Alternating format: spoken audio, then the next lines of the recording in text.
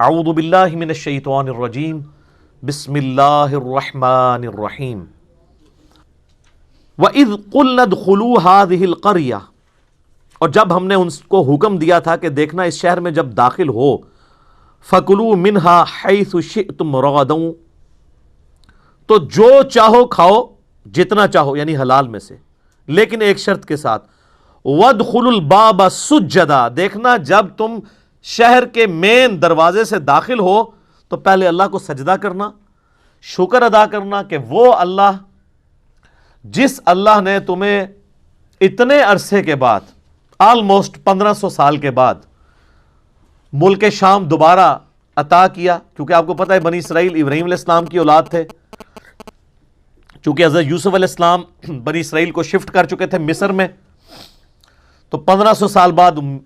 مصر میں آپ کو پتہ ہے کہ ان کی نیشنل موومنٹ کامیاب ہوئی اور وہاں کے لوگ حکمران بنے اور بنی اسرائیل جو ہیں وہ محکوم ہو گئے۔ پھر اللہ تعالیٰ نے موسیٰ علیہ نبینا علیہ الصلوۃ والسلام کو ان کا منجی بنا کر، نجات دہندہ بنا کر، مہدی بنا کر، ہادی بنا کر بھیجا، اور انہوں نے 1500 سال کے بعد ان کو فرعون سے نجات دلا کے دوبارہ شام کی طرف ہجرت کروائی۔ لیکن وہی ہوا کہ سرائے سینا میں جب پہنچے تو وہ سورۃ المائدہ میں ڈیٹیل آتی ہے کہ اللہ تعالیٰ نے فرمایا کہ بھئی اب اللہ کے لیے تو آنے واحد میں شہر خالی کروا سکتا ہے۔ اللہ نے فرمایا نہیں، جہاد کرو گے، ایفرٹ پٹ کرو گے۔ تو 3 بندے حضرت موسیٰ علیہ السلام کے ساتھ صرف 2 لوگ کھڑے ہوئے، ایک ان کے صحابی تھے یوشع ابن نون، اور ایک ان کا اپنا بھائی جو پیغمبر تھے ہارون علیہ السلام، اور تیسرے موسیٰ علیہ السلام خود۔ باقی سب نے کہا کہ موسیٰ جا تو اور تیرا رب جا کے لڑے، شہر خالی کرواؤ، پھر ہم خالی شہر میں داخل ہوں گے۔ تو وہاں پہ موسیٰ علیہ السلام نے پھر اپنی قوم کے لیے بد دعا کی، اور اس بد دعا کا نتیجہ یہ نکلا کہ 40 سال تک بنی اسرائیل صحرائے سینا میں بھٹکتے رہے۔ سورۃ المائدہ میں اس کا ذکر آئے گا۔ ان کو راستہ نہیں ملا، حالانکہ وہ 1 مہینے سے زیادہ مسافت نہیں تھی شام پہنچنے کے لیے، لیکن جب اللہ تعالیٰ نے راستہ گم کر دیا، 40 سال تک وہ راستے ہی ڈھونڈتے رہے۔ انہی 40 سالوں میں موسیٰ علیہ السلام فوت ہو گئے۔ پہلے ہارون علیہ السلام فوت ہوئے، پھر موسیٰ علیہ السلام فوت ہوئے، اور جب موسیٰ علیہ السلام فوت ہونے لگے تو ان کے صحابی یوشع ابن نون کو اللہ تعالیٰ نے پیغمبر بنا دیا، تو انہوں نے اپنے بعد ان کو خلیفے کے طور پر چھوڑا، پیغمبر بھی پلس ان کا سکسیسر بھی، اور اس پورے وقت میں 40 سال گزر گئے۔ ان 40 سالوں کے اندر جو نئی پود وہاں پر پل بڑھ کر جوان ہوئی، انہوں نے ریگستان کا ٹف ماحول بھی دیکھا ہوا تھا، اپنے بزرگوں کی کارستانیاں بھی ان کو پتہ تھی کہ یہ جو ہم مصیبت کاٹ رہے ہیں اپنے بابوں کی وجہ سے کاٹ رہے ہیں، جس طرح آپ لوگ سارے کاٹ رہے ہیں۔ تو میں پھر کیوں نہ کہوں کہ مرنے سے پہلے اے مسلمان کر لے اس پہ غور، کتابوں کا خدا اور ہے، بابوں کا خدا اور۔ انہوں نے کہا کتاب میں تو حکم تھا پیغمبر کی پیروی کا، ہمارے بابوں نے وقت کے پیغمبر کی موجودگی میں نافرمانی کی اور مصیبت ہم کاٹ رہے ہیں۔ تو انہوں نے وقت کے پیغمبر سے ریکویسٹ کی، یوشع ابن نون سے، کہ ساڑھے بزرگ تے سارے انجی سن، ہم تیار ہیں جہاد کے لیے، آپ قدم بڑھائیں، ہم آپ کے ساتھ ہیں۔ تو پھر یہ نئی پود،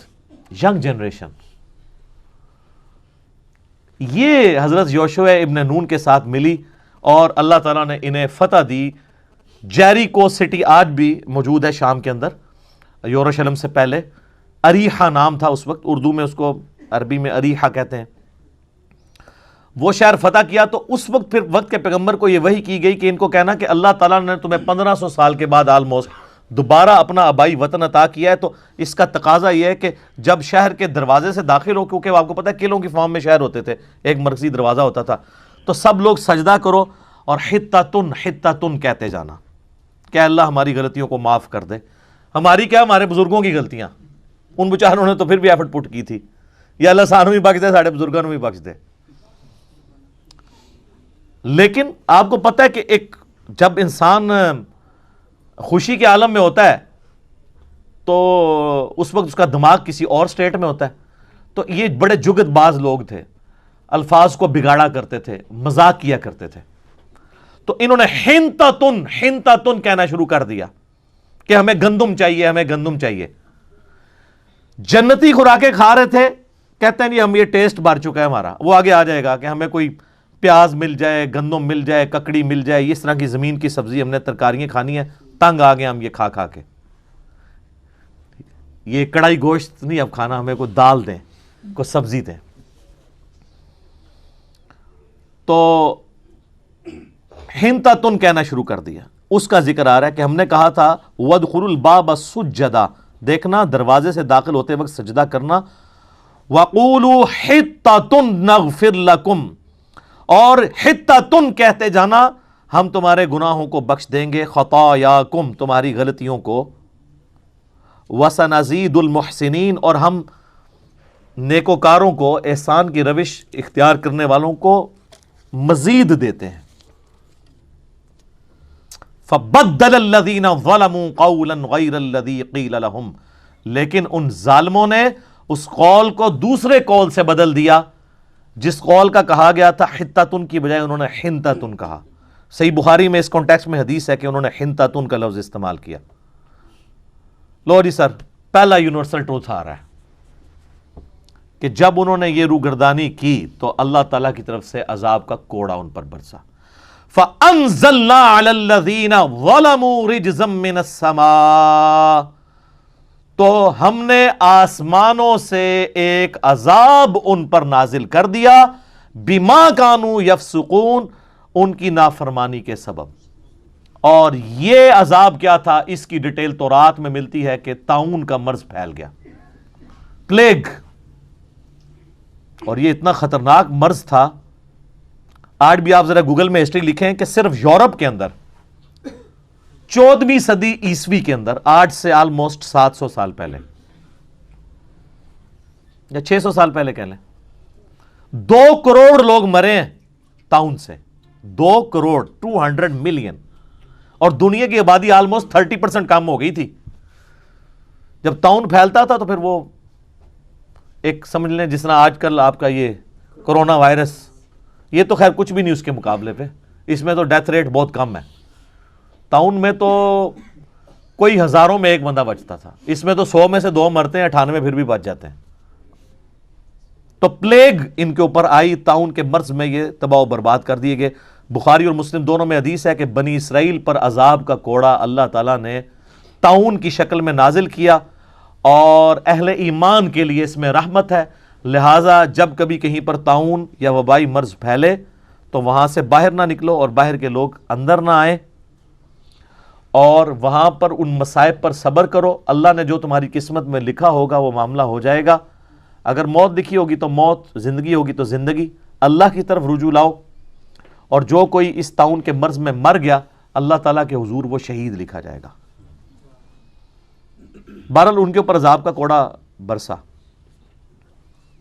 تو یہ یونیورسل ٹروتھ آیا کہ انہوں نے پیغمبر کے ایک جملے کی نافرمانی کی کہ صرف ایک ڈیمانڈ کیا گیا تھا، شہر میں داخل ہوتے وقت نا حطۃ کہنا ہے، انہوں نے نہیں کہا، لفظ بدل دیا۔ سر ذرا مجھے آپ کمپیئر کروائیں اس کے ساتھ کہ جو مسلمان نماز نہیں پڑھتے، نماز نہ پڑھنا اس سے تو بہت بڑا جرم ہے، یہ تو ایک جملے، ایک نعرے کی بات تھی۔ یہاں تو نماز سرے سے لوگ پڑھتے ہی نہیں ہیں۔ صحیح مسلم میں 246 نمبر حدیث ہے انٹرنیشنل نمبرنگ کے مطابق کہ بندے کے ایمان اور شرک، کفر اور ایمان کے درمیان فرق نماز ہے۔ یہاں پہ ایک جملہ انہوں نے غلط بولا تو اللہ تعالیٰ کی طرف سے طاعون کا مرض آ گیا، اور جو امت نماز نہ پڑھے اللہ کی تائید اس پر کہاں سے آئے؟ حتیٰ کہ سنن ابن ماجہ میں صحیح سند کے ساتھ حدیث ہے کہ جب میری امت میں اعلانیہ فحاشی ہوگی تو اللہ تعالیٰ ان کے اوپر طاعون اور اس قسم کے امراض بھیج دے گا جو پہلے کسی نے نہ دیکھے نہ سنے۔ تو یہ صرف یونیورسل ٹروتھ بنی اسرائیل کے لیے نہیں ہے، اس امت کے لیے بھی ہے۔